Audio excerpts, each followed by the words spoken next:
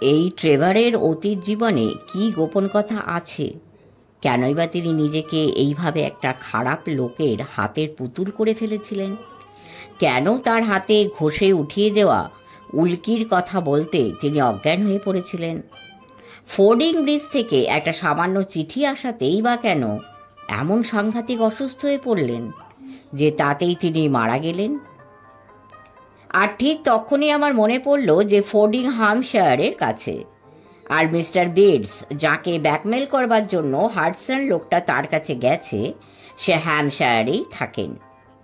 চিঠিটা তাহলে হয় হাডসনের কাছ থেকে এসেছে, না হয় মিস্টার বেডসের কাছ থেকে এসেছে।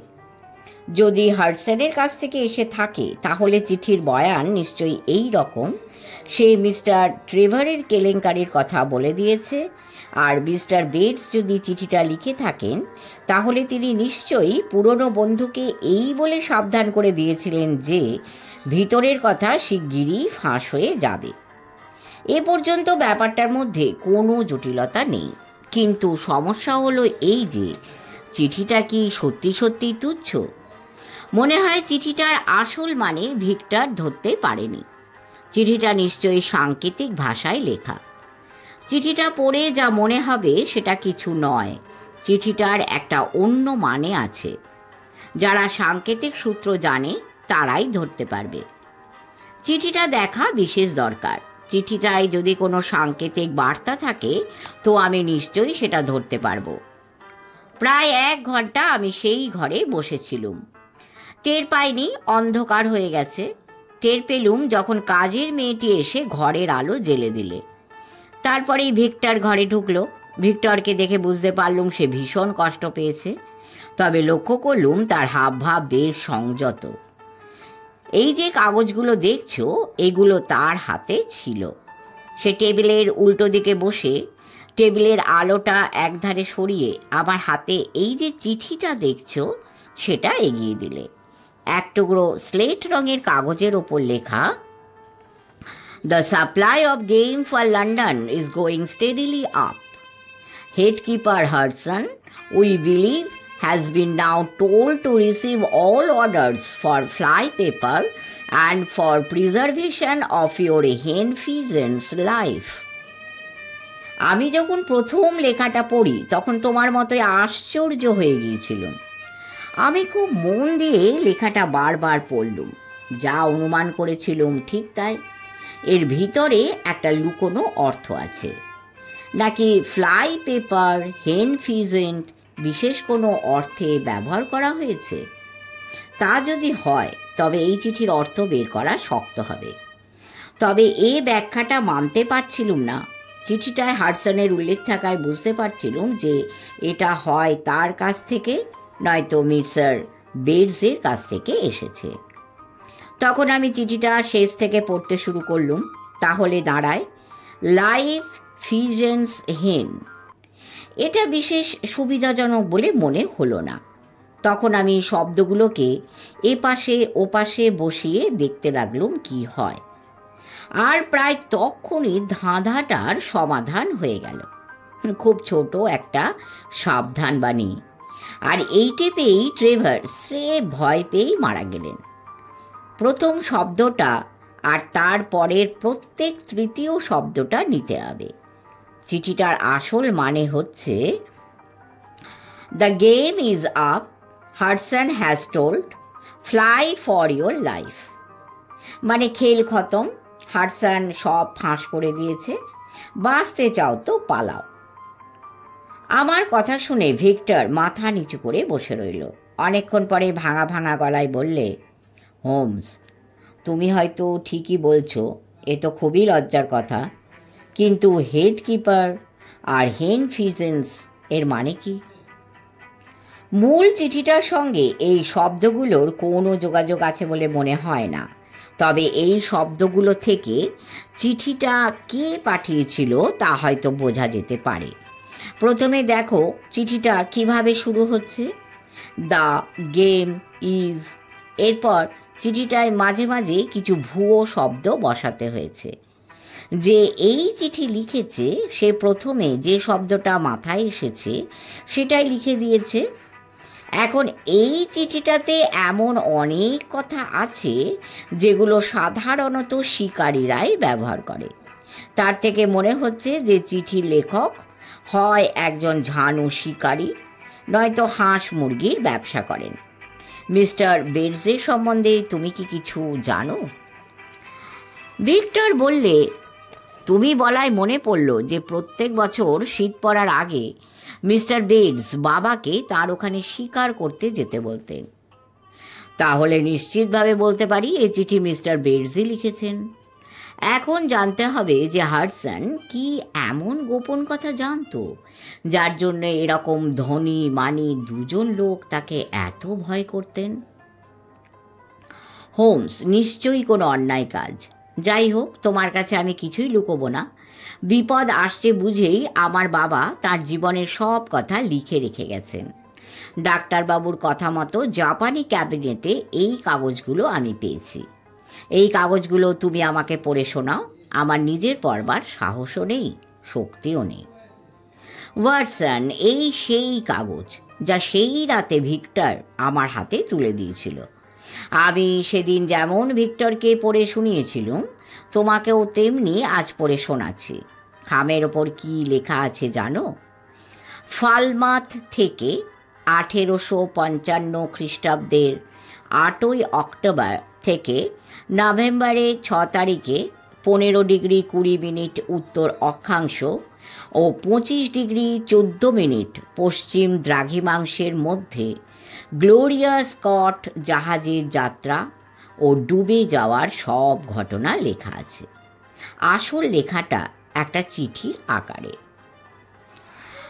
পরম কল্যাণী এসো, আমার জীবন শেষ হয়ে এসেছে। আজ যদি আমার অতীত জীবনের কোনো ঘটনার জন্যে আমি অপমানিত হই বা আইনের চোখে দোষী সাব্যস্ত হই, তো আমার কিছুই এসে যাবে না। আমার সবচেয়ে খারাপ লাগছে ভেবে আমার জন্যে তুমি হয়তো 5 জনের চোখে ছোট হয়ে যাবে। তুমি আমাকে এত ভালোবাসো, এত শ্রদ্ধা করো।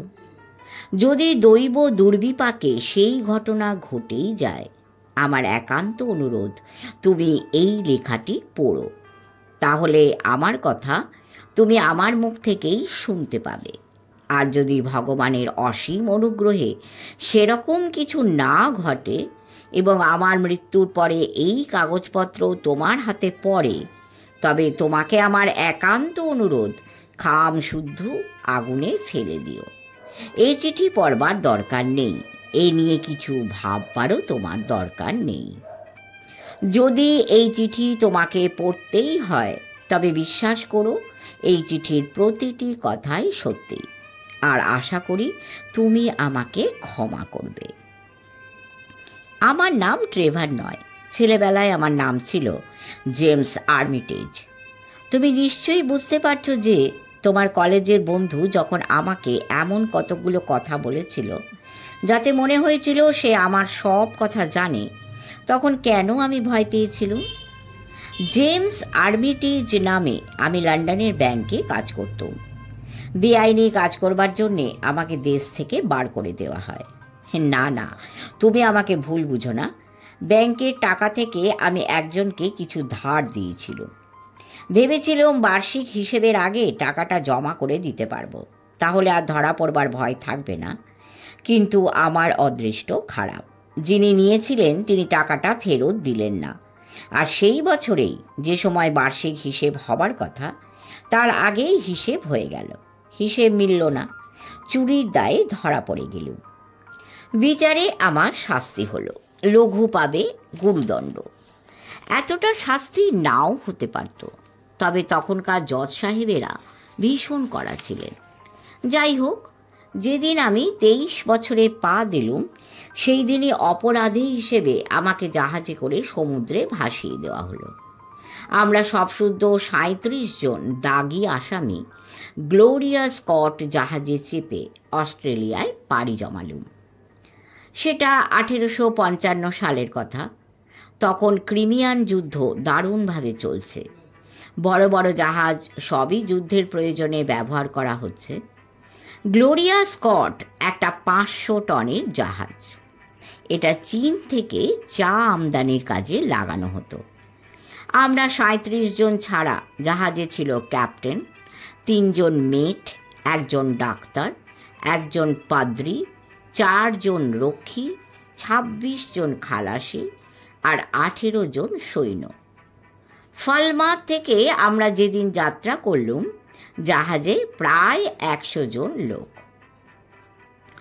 যেসব জাহাজে বন্দি চালান করা হয় সেগুলোই বন্দীদের রাখবার ঘরগুলো বেশ মজবুত ওক কাঠ দিয়ে তৈরি, কিন্তু এই জাহাজের ঘরগুলো ছিল পাতলা অপোক্ত কাঠ দিয়ে তৈরি। আমার পাশের ঘরের লোকটিকে জাহাজ ঘাটায় দেখেই আমার ভালো লেগেছিল। লোকটির বয়স কম, পরিষ্কার দাড়ি, গোঁফ কামানো মুখ, চোয়াল দুটো চৌকো, বিরাট লম্বা, 6.5 ফুটের ওপর হবে। মাথা সোজা করে যখন হাঁটে তখন আপনি তার দিকে নজর চলে যায়। আশেপাশের কয়েদিদের গোমরা মুখের মাঝখানে ওকে দেখলে আমার খুব ভালো লাগে। ওর চলাফেরায় একটা কিছু করতেই হবে গোছে দৃঢ়তা প্রকাশ পেত। ওকে আমার পাশের ঘরে পেয়ে ভারী আনন্দ হলো। পরদিন রাতে আরও আনন্দ হলো যখন ও ওর ঘরের কাঠের দেওয়ালের ওপাশ থেকে আমার কানের কাছে ফিস ফিস করে বললে, কি নাম তোমার হে, এখানে জুটলে কি করে? আমি অবাক হয়ে দেখলুম যে ও কাঠের দেওয়ালে একটা ফুটো করেছে। আমি ওকে আমার সব কথা বললুম। তারপর ওর নাম জিজ্ঞেস করলুম। আমার নাম জ্যাক পেন্ডারগাস্ট। ভগবানের নাম নিয়ে বলছি, একদিন তুমি আমাকে প্রাণ ভরে আশীর্বাদ করবে। ও বললে। জ্যাক পেন্ডারগাস্ট নামটা শুনেই আমার সব কথা মনে পড়ে গেল। ব্যাপারটা নিয়ে সারা দেশে সাংঘাতিক হইচই পড়ে গিয়েছিল। আমি ধরা পড়বার আগে এই কাণ্ডটা ঘটে। জ্যাক খুব বড় বংশের ছেলে, নানান বিষয়ে ওর খুব দক্ষতা আছে, তবে ওর স্বভাব মোটেই ভালো নয়। অত্যন্ত বদমেজাজি। বিরাট এক জালিয়াতির ফাঁদ পেতে ও লন্ডনের সব নামকরা ব্যবসাদারদের ঠকিয়ে প্রচুর টাকা কামিয়েছিল। আহা, আমার মামলার কথাটা মনে পড়েছে। বেশ গর্ব করে জ্যাক বললে। খুব পরিষ্কার মনে আছে। তাহলে একটা রহস্যের কথা তোমার মনে আছে নিশ্চয়ই? কোন রহস্যের কথা বলছো? আমি প্রায় 25 লক্ষ পাউন্ড হাতিয়েছিলুম বলে অভিযোগ করা হয়েছিল বটে তো? হ্যাঁ, সেরকমই শুনেছিলুম। হ্যাঁ, কিন্তু সে টাকার হদিশ পাওয়া যায়নি। না। জ্যাক আমাকে জিজ্ঞেস করলো, তাহলে সে টাকাটা গেল কোথায়? আমি বললুম, আমি কি করে জানবো? জ্যাক বললে, আমার মুঠোয় লুকোনো আছে। ভগবানের দিব্যি বলছি, তোমার মাথায় যত চুল আছে তার চাইতে অনেক বেশি টাকা আমার কাছে আছে। বাপু হে, তোমার হাতে যদি টাকা থাকে আর সে টাকাটা খাটাবার মতো বুদ্ধি থাকে তো তুমি যা চাও তাই করতে পারো। তোমার কি মনে হয় যে লোক যা ইচ্ছে তাই করবার ক্ষমতা রাখে সে এই ইঁদুর আর মাছি ভর্তি পুরনো মালবওয়া জাহাজে নোংরা অন্ধকার কাঠের কেবিনে চুপচাপ বসে থেকে সময় কাটাবে? না মশাই, এ শর্মা নিজের ব্যবস্থা নিজেই করবে আর তার বন্ধুদের ব্যবস্থাও করবে। তুমি আমার কথার উপর বাজি ধরতে পারো। তুমি যদি একে ধরে থাকো তবে তুমি বাইবেল ছুঁয়ে শপথ করে বলতে পারো যে সে তোমাকে টেনে তুলবেই। পেন্ডারগাস্টের কথাবার্তার ধরন ধারণই এইরকম। গোড়াতে আমি তার কথায় কান দিইনি, ভাবতুম এসব কথার কথা। কিছুদিন পরে তার যখন মনে হলো যে আমাকে বিশ্বাস করা যায়, তখন আমাকে দিয়ে দিব্যি করিয়ে নিয়ে সে বললে যে জাহাজটা দখল করবার একটা মতলব ভেজেছে। জাহাজে উঠবার আগেই একদল কয়েদি এই ফন্দিটা করেছিল।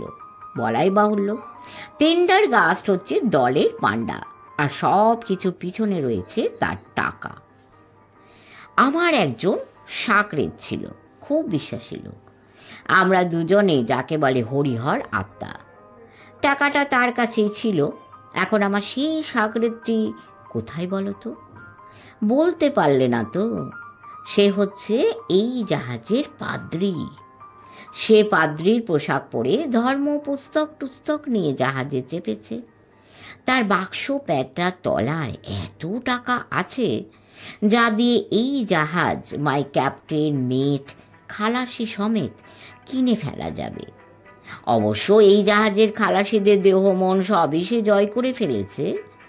2 জন প্রহরী আর 1 জন মেট, তার নাম মার্সার, সেও পাদ্রির দলে ভিড়ে গেছে। দরকার হলে সে জাহাজের ক্যাপ্টেনকেও টাকা দিয়ে কিনে নিতে পারে। তা আমাদের কি করতে হবে আমি জানতে চাইলুম।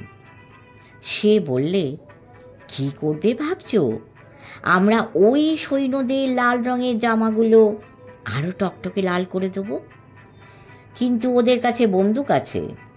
বাপু হে, আমাদেরও অস্ত্র আছে বই কি।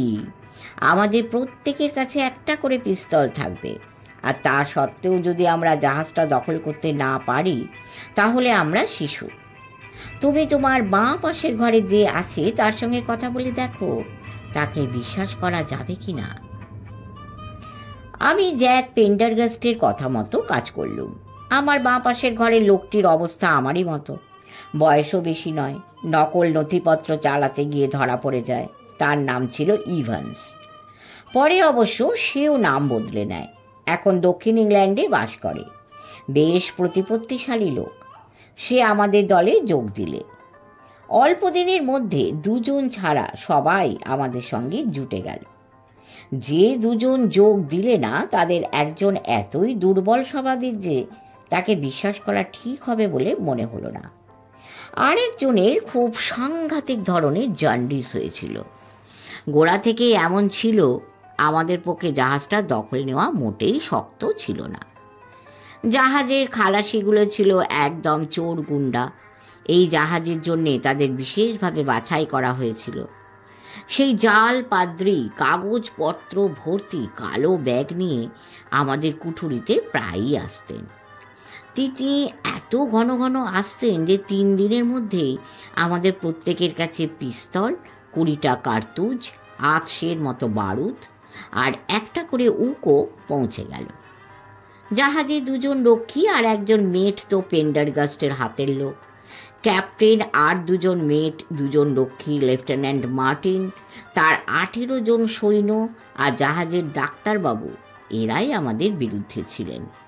তাই আমাদের ভয়ের কিছুই ছিল না। তবু আমরা 8 ঘাট বেঁধে ধীরে সুস্থে রাতের অন্ধকারে কাজ হাসিল করব ঠিক করেছিলাম। কিন্তু ব্যাপারটা একদিন অদ্ভুতভাবেই ঘটে গেল। ফালমাত থেকে যাত্রা করবার সপ্তাহ 3 পরে একদিন সন্ধেবেলা ডাক্তারবাবু একজন অসুস্থ কয়েদিকে দেখতে তার কুঠুরিতে গেলেন। সেই রুগীকে বিছানায় শুইয়ে পরীক্ষা করতে গিয়ে ডাক্তারবাবুর হাতে পিস্তলটা ঠেকে যায়। ডাক্তারবাবু যদি বুদ্ধিমানের মতো চুপচাপ থাকতেন তাহলে হয়তো আমরা সবাই ধরা পড়ে যেত। কিন্তু তিনি ভয় পেয়ে চেঁচিয়ে একটা কাণ্ড বাঁধিয়ে বসলেন। সেই কয়েদি যখন বুঝতে পারলে যে ডাক্তারবাবু কেন চেঁচিয়ে উঠেছেন, তখন সে ডাক্তারবাবুকে মুখ বন্ধ করে বিছানায় শুইয়ে বেঁধে দিল। তারপর সেই দরজাগুলো খুলে দিতেই আমরা সকলে হুড়মুড় করে বেরিয়ে এলুম। যে 2 জন সৈন্য পাহারায় ছিল তাদের একজন কি হয়েছে দেখতে আসছিল, তাকে আমরা গুলি করে মেরে ফেললুম। জাহাজের বড় ঘরটায় জোনা কয়েক সৈন্য বসেছিল। তাদের বন্দুকে বোধহয় গুলি ভর্তি করা ছিল না। তারা কিছু করবার আগেই আমরা আবার তাদের খতম করে দিলুম। তখন আমরা ক্যাপ্টেনের ঘরের দিকে এগিয়ে গেলুম। যখন আমরা দরজা ঠেলে ক্যাপ্টেনের ঘরে ঢুকতে যাব, তখনই ঘরের ভিতর থেকে বিকট একটা আওয়াজ শোনা গেল। ঘরে ঢুকতেই দেখতে পেলুম যে ক্যাপ্টেনের টেবিলে আটলান্টিক মহাসাগরের একটা ম্যাপ বিছানো রয়েছে, আর সেই ম্যাপের ওপর ক্যাপ্টেন ঘাড় লটকে পড়ে আছেন, আর টেবিলের একদিকে পাদ্রী সাহেব দাঁড়িয়ে আছেন, তার পিস্তলের নল থেকে ধোঁয়া বেরোচ্ছে। বাকি 2 জন মেটকে খালাসিরা বন্দি করে ফেলেছিল, সুতরাং সব কিছুই আমাদের হিসেব মতো হয়ে গেল। আমরা জাহাজের বড় ঘরে গিয়ে জড়ো হলুম। যে যেখানে পারলুম বসে পড়ে হইচই করে কথা বলতে লাগলুম। মুক্তি পেয়ে আমাদের সকলেরই খুব আনন্দ হয়েছিল। ঘরের চারদিকে অনেক আলমারি ছিল। উইলসন, যে এতদিন পাদ্রী সেজেছিল, একটা আলমারির চাবি ভেঙে ফেললে। আলমারি ভর্তি নানা রকমের ভালো ভালো খাবার জিনিস ছিল। আমরা সেগুলো বের করে এনে খেতে লাগলাম। আমাদের ফুর্তি যখন জমে উঠেছে, তখন হঠাৎ বন্দুকের শব্দে, বারুদের গন্ধে আর ধোঁয়ায় ঘর ভরে গেল। ধোঁয়া কমে এলে দেখলুম ঘরের ভিতর একটা ঝড় বয়ে গেছে। উইলসন আর তার সঙ্গে 8 জন বন্দী মেঝেতে পড়ে ছটফট করছে। ঘরের মধ্যে রক্তের নদী বয়ে যাচ্ছে। সেই দৃশ্য দেখে আমি তো রীতিমতো ভয় পেয়ে গিয়েছিলাম। আমার মনে হলো অন্য সকলেই ভয় পেয়েছিল। আমরা আবার হয়তো ধরাই পড়ে যেতুম, যদি না পেন্ডারগাস্ট আমাদের সঙ্গে থাকত। সে সিংহের মতো গর্জন করে আমাদের যে কজন বেঁচে ছিল তাদের নিয়ে দরজার দিকে তেড়ে গেল। ঘরের স্কাইলাইটটা ফাঁক করে লেফটেন্যান্ট আর সৈন্যরা গুলি চালিয়েছিল। আমরা যখন তাদের দিকে এগিয়েও গেলুম, তখন ওরা বন্দুকে গুলি পুড়তে ব্যস্ত ছিল। ওরা আমাদের সঙ্গে জোর লড়াই করলে, কিন্তু আমরা মিনিট 5 মধ্যে ওদের শেষ করে দিল। জাহাজটাকে তখন একটা কসাইখানা বলে মনে হচ্ছিল। পেন্ডারগাস্টকে তখন আস্ত শয়তানের মতো দেখাচ্ছিল। সে জীবিতই হোক আর মৃতই হোক, একটা সৈন্যকে ছোট ছেলের মতো দুহাতে ধরে সমুদ্রে ছুঁড়ে ছুঁড়ে ফেলে দিচ্ছিল। যখন মারামারি কাটাকাটি শেষ হল, তখন আমাদের শত্রুপক্ষের বিশেষ কেউ আর বেঁচে ছিল না। বেঁচে ছিলেন শুধু জাহাজের ডাক্তার, 1 জন প্রহরী আর 2 জন মেট। এদের নিয়ে আমাদের মধ্যে ঝগড়া বাঁধল। আমরা একদল বললুম যে আমরা আমাদের স্বাধীনতা ফিরে পেয়েছি, আর মিছিমিছি খুন খারাপি করার দরকার কি? যুদ্ধ যখন চলছে তখন মারতে পারা যায়, কিন্তু শুধু শুধু কি নিরীহ লোককে ঠান্ডা মাথায় খুন করা যায়? আমরা 8 জন, 5 জন কয়েদি আর 3 জন খালাসি বললুম আর কোনো খুনোখুনিতে আমরা রাজি নই। কিন্তু পেন্ডারগাস্ট আর তার চেলারা আমাদের কথায় সায় দিল না। পেন্ডারগাস্ট বললে, আমাদের বাঁচবার একমাত্র রাস্তা হলো এদের সকলকে খুন করা, কেননা এদের মধ্যে একজনও যদি বেঁচে থাকে, তারপরে আমাদের বিরুদ্ধে সাক্ষী দেয়, তো আমাদের নির্ঘাত ফাঁসি হবে। এই নিয়ে আমাদের মধ্যে অনেকক্ষণ কথা কাটাকাটি হলো। পেন্ডারগাস্ট তো এমন রেগে গেল, মনে হলো সে বুঝি আমাদের মেরেই ফেলবে। শেষ পর্যন্ত পেন্ডারগাস্ট বলল যে আমরা ইচ্ছে করলে একটা নৌকো নিয়ে জাহাজ ছেড়ে চলে যেতে পারি। আমরা সঙ্গে সঙ্গে রাজি হয়ে গেলুম। আমাদের প্রত্যেককে 1 প্রস্ত করে নাবিকের পোশাক, 1 জালা খাবার জল, একটা কম্পাস আর কিছু খাবার দাবার দিয়ে দিলে। পেন্ডারগাস্ট একটা ম্যাপ দেখিয়ে বললে যে আমরা যেন নিজেদের ডুবে যাওয়া জাহাজের নাবিক বলে পরিচয় দিই। আমরা তখন 15 ডিগ্রি উত্তর অক্ষাংশ এবং 25 ডিগ্রি দক্ষিণ দ্রাঘিমায় ছিলাম। এইবার আমার কাহিনীর সবচাইতে চমকপ্রদ ঘটনার কথা বলবো। আমাদের নামিয়ে দিয়েই জাহাজটা পূব মুখে ভেসে চলল। জাহাজটা আস্তে আস্তে দূরে চলে গেল। আমাদের ডিঙি নৌকো সমুদ্রের ওপর ভাসতে ভাসতে জলের টানে এগিয়ে চলল। আমাদের সঙ্গে যারা ছিল তাদের মধ্যে আমি আর ইভান্স ছাড়া সকলেই একদম গোমূর্খ। এখন সমস্যা হলো আমরা কোন দিকে যাব। কেপ দ্য ভের্দ আমাদের 500 মাইল উত্তরে আর আফ্রিকা প্রায় 700 মাইল পূবে। উত্তর আর পূব দুদিক থেকেই বাতাস বইছিল। উত্তরের বাতাসে ভর করে আমরা সিয়েরা লিওনের দিকে যাওয়ায় ভালো মনে করলুম। আমরা সেই মতো নৌকোর মুখ ঘুরিয়ে নিলুম। কিছুক্ষণ পরে আমাদের জাহাজটার দিকে নজর পড়তে আশ্চর্য হয়ে গেলুম। জাহাজটা থেকে ভস ভস করে চাপ চাপ ধোঁয়া বেরোচ্ছে। হঠাৎ একটা প্রচণ্ড শব্দ হলো, আমাদের কানে নাড়া লেগে গেল। সেই জায়গায় ধোঁয়া যখন কমে গেল, তখন গ্লোরিয়া স্কট জাহাজের চিহ্নটুকুও আর নেই। সঙ্গে সঙ্গে আমাদের নৌকোর মুখ ঘুরিয়ে নিয়ে আমরা যেখানে দুর্ঘটনা ঘটেছিল যত তাড়াতাড়ি সম্ভব সেখানে পৌঁছাবার চেষ্টা করতে লাগলো। ঘটনাস্থলে পৌঁছতে আমাদের প্রায় 1 ঘন্টা সময় লেগে গেল। জাহাজটা ভেঙে টুকরো টুকরো হয়ে গেছে। কাঠের টুকরোগুলো সেখানকার উত্তাল ঢেউয়ের দোলায় উঠছে আর পড়ছে। মনে হলো আমরা অনেক দেরিতে এসেছি।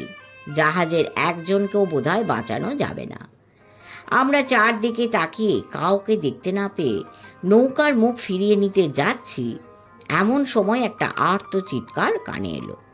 যেদিক থেকে আওয়াজটা এসেছিল সেদিকে ভালো করে নজর করতে লক্ষ্য করলুম কাঠের একটা তক্তার ওপর একজন লোক শুয়ে আছে। আমরা তাকে উদ্ধার করলুম। সেই লোকটাই হাডসন। লোকটার হাত পা পুড়ে গিয়েছিল। পরে হাডসনের কাছে আমরা জানতে পেরেছিলাম তা হলো যে আমরা চলে আসার পর পেন্ডারগাস্ট ঠিক করে বাকি 5 জনকেও মেরে ফেলবে। 2 জন প্রহরী আর একজন মেটকে গুলি করে মেরে সমুদ্রে ছুঁড়ে ফেলে দেওয়া হয়। তারপর পেন্ডারগাস্ট জাহাজের ডাক্তারকে নিজের হাতে খুন করে। বাকি থাকে শুধু জাহাজের প্রথম মেট। লোকটির গায়ে ছিল যেমন ক্ষমতা, মনে ছিল তেমনি সাহস। কিভাবে সে জানি না তার হাতের বাঁধন আলগা করে ফেলেছিল। পেন্ডারগাস্টকে তার দিকে এগিয়ে আসতে দেখে সে তাকে পাশ কাটিয়ে জাহাজের নিচের তলায় একটা ঘরে লুকিয়ে পড়ে। কয়েদিরা তাকে যে ঘরে খুঁজে পায় সেই ঘরে জ্বালা ভর্তি বারুদ ছিল। কয়েদিদের আসতে দেখে সে একটা জ্বালার মুখ ফুটো করে চিৎকার করে বলে, এই ঘরে ঢুকলে সব উড়িয়ে দেব। তার হাতে একটা দেশলাই ধরা ছিল।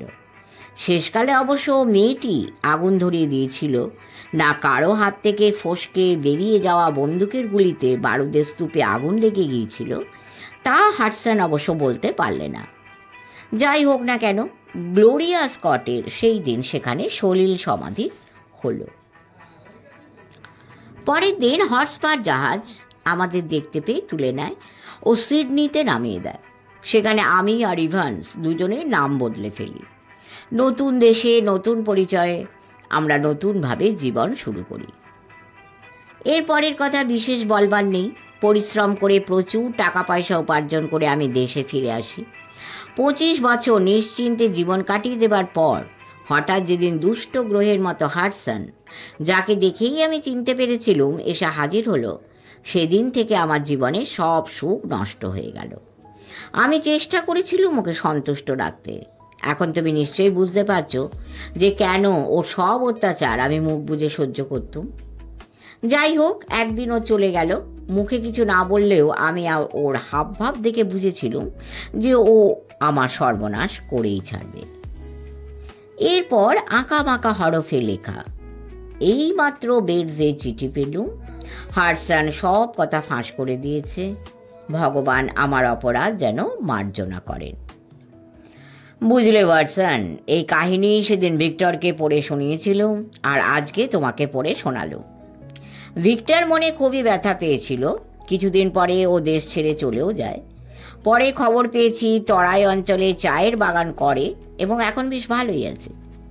হাডসন আর বেডসের কিন্তু কোনো হদিশ পাওয়া যায়নি। দুজনেই একেবারে নিরুদ্দেশ হয়ে গেছে। পুলিশের কাছে কোনো ডায়েরি করা হয়নি। তার থেকে মনে হয় বেডস হাডসনের শাসানিতে ভয় পেয়ে যায়। হাডসনকে বেডসের বাড়ির কাছে ঘোরাঘুরি করতে দেখা যায়। পুলিশের ধারণা হাডসন বেডসকে খুন করে পালিয়েছে। আমার ধারণা হাডসন সব কথা ফাঁস করে দিয়েছে। মনে করে বেডসই হাডসনকে হত্যা করে টাকা পয়সা যা ছিল তা নিয়ে গা ঢাকা দেয়। ডাক্তার, এই হচ্ছে ঘটনা। যদি তোমার ইচ্ছা হয় তো কাগজপত্রগুলো তোমার কাছে রেখে দিতে পারো। শেষ হলো শার্লক হোমসের প্রথম মামলা। অবশ্যই লাইক, শেয়ার এবং কমেন্ট করবেন। পরম করুণাময়ের ইচ্ছায় সকলে ভালো থাকবেন। সাবস্ক্রাইব করে আমাদের পাশে থাকবেন। নমস্কার।